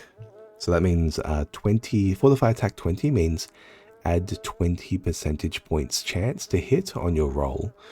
So this item gives you 20% blind, and it also makes you 20% more likely to hit all your attacks, so long as you know where they are. I think I will carry it. I will not hold it, however. It is flavorful, but I don't think it's very good. What about you? Ebony, crab meat, silver spear. Okay, you look a bit more like somebody who would be found dead in one of these things. I don't know how the other guy got killed, to be honest. Skill issue. What about you? Oh, poor Khajiit. Ebony short sword. Well, you picked up one of the ash statues. That's what happens. These things are dead weights. Okay.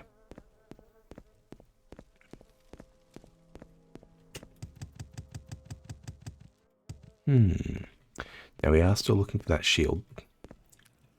The shadow shield. This way? Yep, feels like it's this way.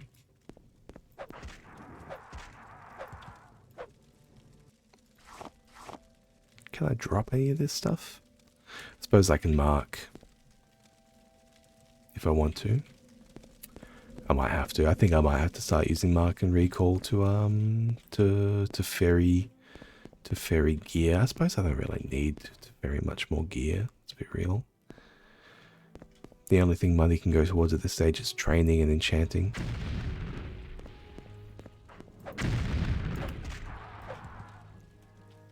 And I'm fairly close to maxed on most of this stuff. Heal? Anyone else? Anyone else? No, no one else. How about this way? Okay, what are you? You're some kind of... Can't see you. Okay, yeah, yep. You're one of these space slug guys.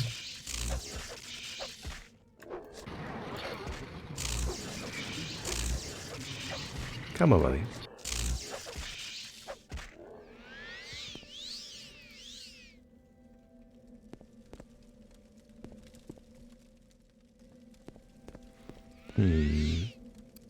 Did I skip any rooms? Yes. This is going to keep going down. I'm just going to turn back around and check the other path first, just before we go down. Just because I know there is a turn off there, and I pathed my way through the dungeon without checking the side room. I believe it's going to be this one over here. Yeah. What about you? You're a full shadow? Oh. An Ogrim. Can we get a Daedra Heart? Yeah, we can. We can get both Daedra Heart and Daedra Skin. In here. Bone Walker. Bone Lord. Totally fine. These guys are really easy. It's crazy. You can still see those guys this late in the game. Exquisite Robe. Potion of Detect Key. A rune made out of gold? Potion of Detect Key. What if I drink that? Will it show me a key?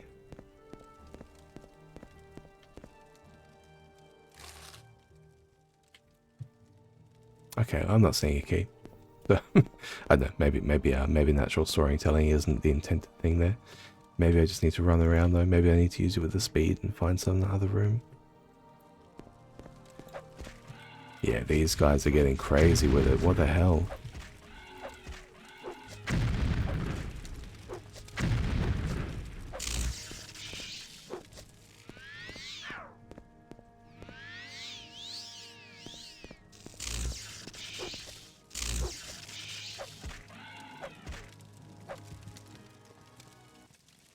Dagoth Ulan. Oh, here's a Dagoth. Lower Kogoran Key. Okay, so it looks like we did need to come this way in the end regardless because he had a key. Standard restore strength. Am I damaged? No. Silver claymore. Buddy, what are you doing? What is this? What is this? This is some spooky Sunday shit. Steel Greaves, Adra and Daedra.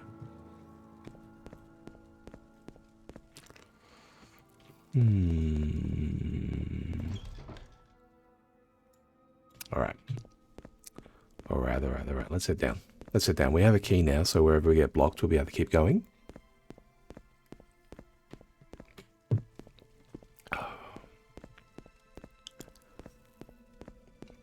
I didn't know you need the key. I just wanted to clear out all the lines. But it was worth it in the end. The key was a lock of level 20. Okay. Let's get back some fatigue. Let's catch our breath. Can check what's inside those boxes. Not gonna bother. Frost Antronuct. We will go around the other way. We'll just take that guy head on. He can have ranged attacks, I believe. Yep.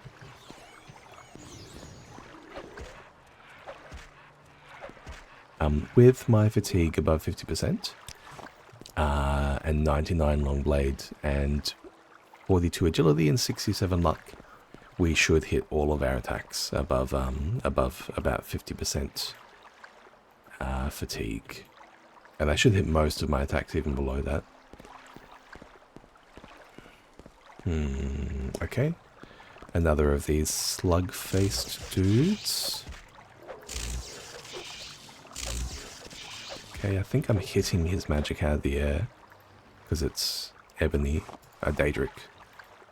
Crates full of moon sugar. They're importing the fentanyl. Those motherfuckers.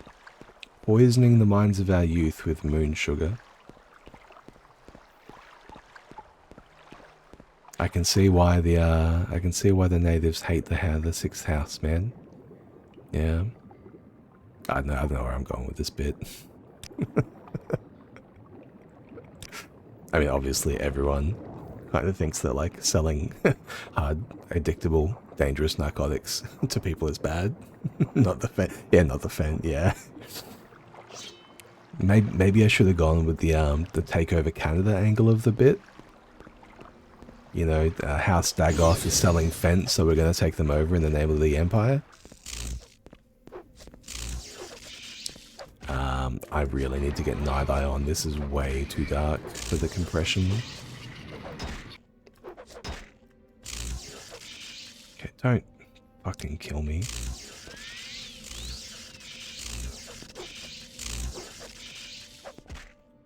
Are you? What kind of cooked are you, man? Oh, he's blinding me. Okay, okay. Let's just rest up. And let's cast Night Eye. And take your heart. I'll just rip that out. Thank you very much.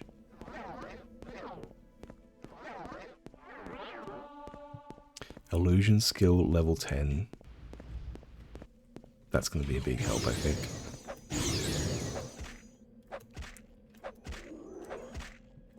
An Ascended Sleeper. That's what they're called, Ascended Sleepers. Let's keep casting Night Eye just to try and keep it active. Ooh, Secret Tunnel. Secret Tunnel.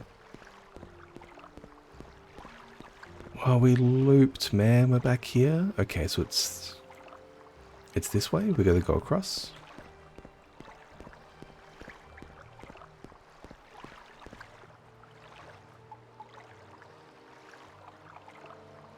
Blocked, looped. Okay, so it is this one here. Let's cross that little bridge and head on over. Can I heal up again? Yeah, I can.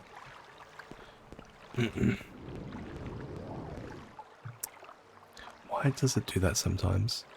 Sometimes when you rest, it puts a different spell on your bar. I think maybe if I accidentally scroll, or maybe the menus like conflict with each other, or both take inputs. or something. I'm not sure. I'm not sure if it's a mod bug or a natural bug. We have here, there's someone. There is an ash slave, I think. Yep, he is lost. He has no eyes, and yet he must come fight us.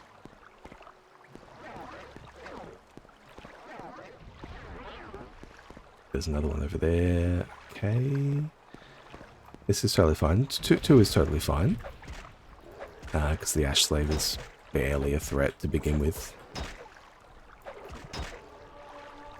Heavy armor up to 62, and there's the endurance up as well. Ash zombie, they're called. And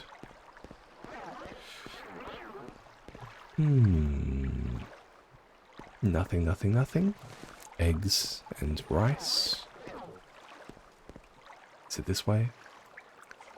No, that's where we just came from. So we did do a lap. Beautiful. Let's cross back over. Where's the bridge? Oh, the bridge is over here on the other side.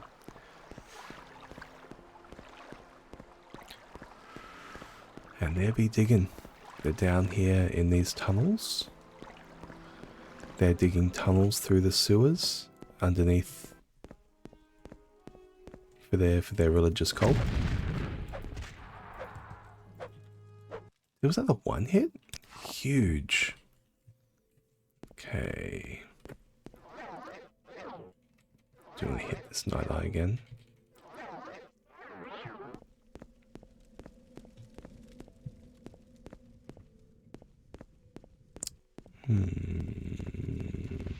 There is one over here. Okay, they've activated their Dagoth charm.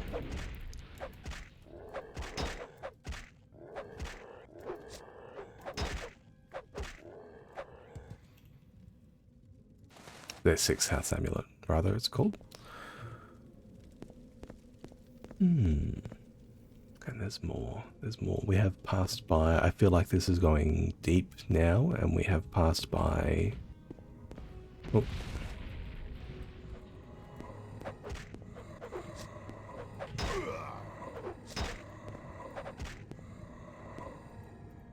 No soul gem? Yeah, no soul gem for me to care about.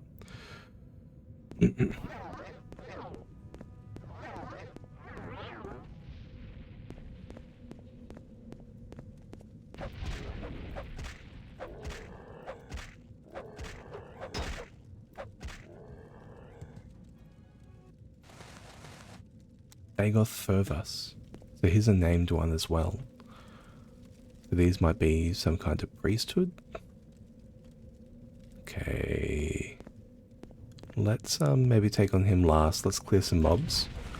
Let's just make sure we recover our strength after that. We did take strength damage. Let's restore strength. Nice. It's good to have that. Straight back. Soul gem. Night eye. What's through there? Don't fall in the lava.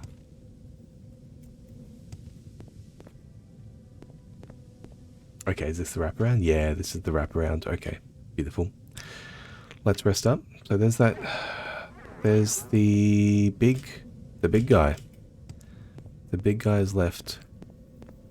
I think he is probably going to be communicable, but let's start with a resist magicka, just in case. And I'm going to put Adrenaline Rush on the bar.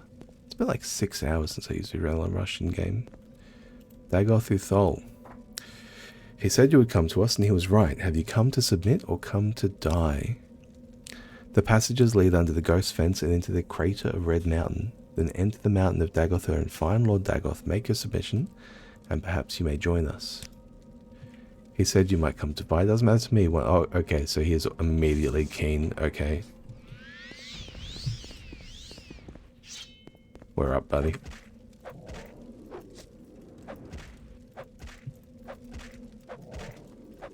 Adrenaline Rush is so fucking good, man. Dagoth Uthal, the Belt of Heartfire. Fortify health, resist poison, fire shield, and fortify fatigue. And the 6th house amulet. Incredible. Red Mountain region. We're through. We're through. This is under the ghost fence. That's absurd. That's absurd. So what are we here for? We're here for the Shadow Shield, which lies on the tomb of Dagoth Morin in the lava tunnels deep beneath Kogarun. If I bring him these 3 tokens, he'll reveal to me the secret of the 3rd trial of the Nera Ravine. So let's get back in there. We are in Kogarun. I want to see Dagoth Morin. Let's not pass through just yet. Tunnels. Tunnels, people, places.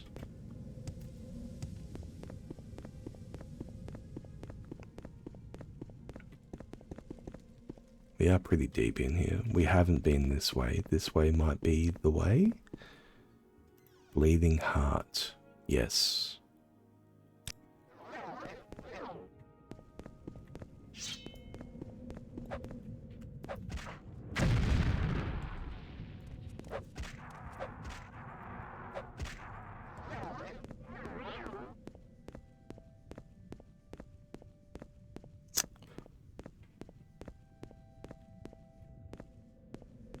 Okay, there are 2. Thankfully just zombies. We can take them out easy. 3 hits a pop. And we've got another one of these. Okay, there's more. There's more.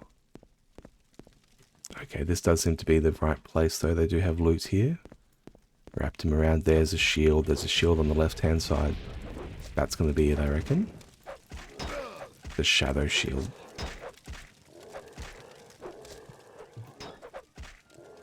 Got a little bit of block XP, too. Perfect. Oh, alright. Orcish Warhammer. Medium Corpus Meat Hunk. Shadow Shield. Invisibility for 20 seconds. Restore fatigue 5 points. Huge. A skull. I'll leave the skull. He seems happy there.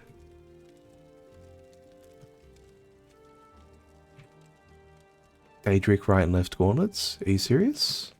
And they only weigh 30? They're just fucking lying around? They just got them? Master's lockpick. That's 100 armor class. That's insane. These guys just have this shit lying around in a grave? Like, what are they doing, man? Alright. I'm very happy to have learned heavy armor. I will say. Because, yeah, when you have 110 strength, we can afford. I'm so close to cap. Jesus. Okay, well this is it. It's full. We have explored all the spaces we are through.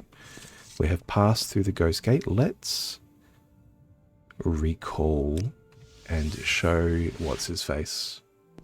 The Ashkan of the Urshulaku clan. Sulmatul. Sorry, I can't fucking remember his name for the life of me. Third trial, here we go. These 3 tokens you brought me, you may keep them. Mate, I don't want to keep the fucking corpus weepings, you deal with them. The warrior's test. I'll give you the secret 3rd trial. In the caverns dark Azura's eyes see, and makes to shine the moon and star. This is the 3rd vision. You must go to the cavern of the incarnate, a place sacred to Azura, and look for the moon and star. The secret of the cavern of the incarnate is set in this riddle. The eye of the needle lies in the teeth of the wind. The mouth of the river lies in the skin of the pearl. The dream is the door and the star is the key. The eye of the needle lies in the teeth of the wind. Teeth of the wind, teeth of the wind. Teeth of the wind could be like a cavern or a canyon, somewhere sharp that's formed by wind or creates a draft. Mouth of the cavern lies in the skin of the pearl. The pearl doesn't have skin. Pearl has a casing, and that casing is a cloister, a shell. The mouth of the cave. So the teeth of the wind could be the mouth of the cave, and then the mouth of the cave is wrapped in a shell. The dream is the door, and the star is the key. The dream is the door. Dreams in Morrowind are prophecies. So the way of the prophecy is through the door. The door is the way of the hero. The star is the key. So star is the key is just like, yeah, dawn or dusk. That's Azura shit. Okay, so I think we're going to go to some place and similar to the other temple, the door is going to open at dawn or dusk or something. The riddle is wisdom's test. Take counsel of the wisdom of the tribes, and you shall find the way. Seek the cavern of the incarnate, gain the moon and star, and bring it to Nabisi Mesa. Take with you my blessing and the blessing of our tribe. You gave me a belt. Did that over encumber me? No. I was worried for a moment. Nihilai belt? No. Malapu Ataman's belt. Oh, nice. Fortify agility. Fortify agility is pretty good, actually. I do need that. Let's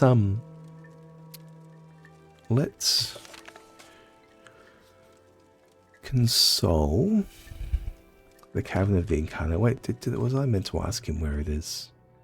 Cavern of the Incarnate? No. Let's talk to the Yeah, no, of course, James. Thank you, man. I'm just it's 1 a.m. for me, so I'm just gonna. It's 1 a.m. for you as well, I'm sure. Just gonna finish this beer and head in. Heading about 2 hours of stream, and you know what? Actually, we have just completed the 3rd trial. We're got a full stack of shit. We've got so much good gear. I've got double Daedric Greaves, Daedric braces. Too much gear for me to ever deal with. I can barely move any of it.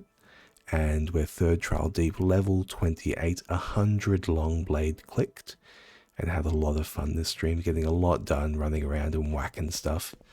Bit of an odd episode, I know, but we did progress plot, and yeah, I'm gonna call it a day. Thank you anyone for watching. Thank you, JM, and anyone on Twitch for hanging out. Sorry this episode was so dark.